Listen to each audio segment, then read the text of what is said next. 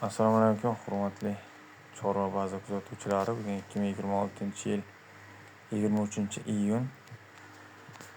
Xo'sh, videolarni qo'yib boshladik. Biza Qashqadaryo viloyati Nishon tuman 1-safxoz mol bozoridamiz. Akalar, qo'zilarni ko'rib baho berasizlar. Hammasi erkak qo'zilar. Egalari 4,5 milliondan narx qo'yapti.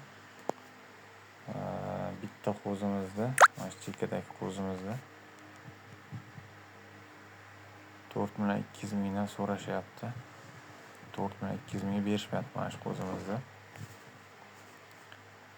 Imkon boricha videolarimizga like bosib, qo'llab-quvvatlab turasizlar. Biz sizlarga yangi videolar chiqarishda davom etamiz. Qo'zlarimizga o'zlaringiz baho berasizlar. Hammasi sifati yaxshi, katta, yirik qo'zilar.